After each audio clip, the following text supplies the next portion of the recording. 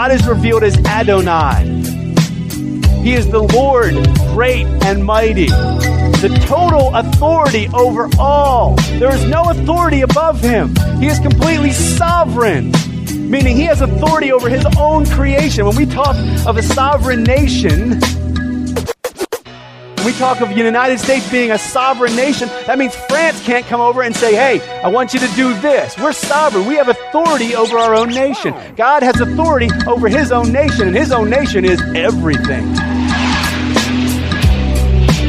He is the Lord great and mighty. In Genesis 1:1-3, we see he reveals himself as Elohim.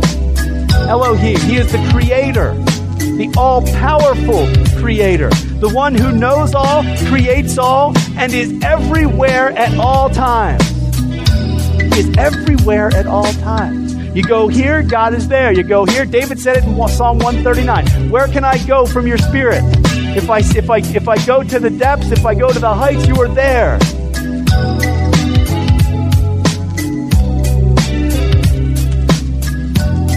In Genesis 48:3, he is El Shaddai.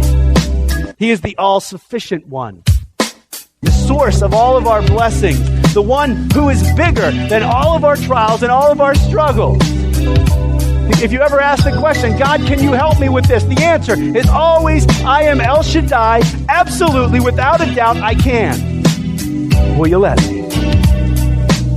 In Isaiah 7:14, he is Emmanuel. He is God with us. He is the one who never changes, never fails to deliver on his promises, always faithful, worthy of every bit of our obedience. In Exodus 3:14, he is Jehovah or Yahweh.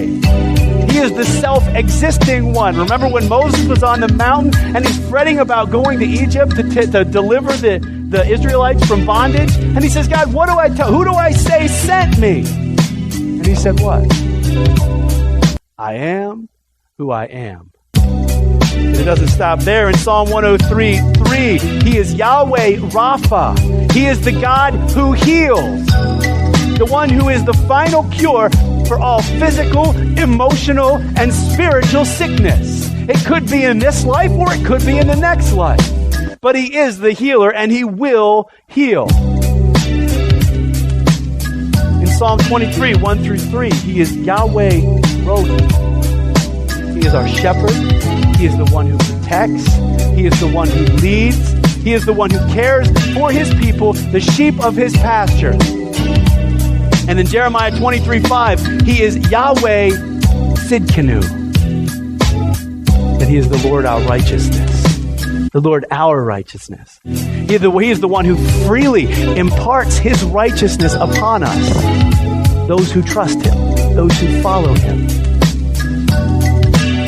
And then he is, in Luke chapter 1:31, he is Jesus. Yeshua.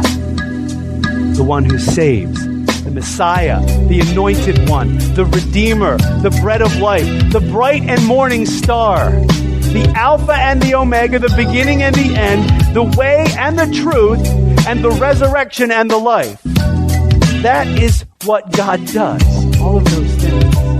He creates, he sustains, he saves, he leads, he shepherds, he heals, he does all of these things.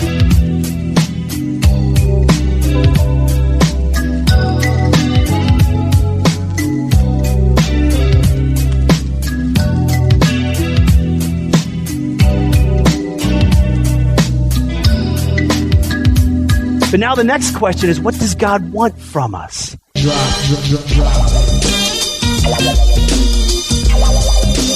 What can I do?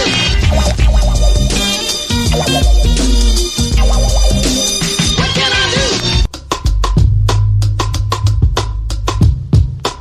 He wants to be known and he wants to be made known. He wants you to know him and he wants you to make him known. Those are the two things God wants.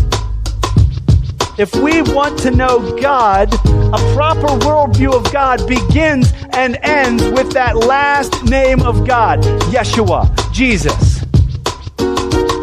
Look in Hebrews 1:1-3. Long ago, at many times and in many ways, God spoke to our fathers by the prophets. But in these last days, he has spoken to us by his Son, whom he appointed the heir of all things, through whom he also created the world. He is the radiance of the glory of God and the exact imprint of his nature. And he upholds the universe by the word of his power. If we want to know God, if you want to know God, you have to know Jesus. I have to know Jesus. It's not optional. It's not a suggestion. It's not even a good idea.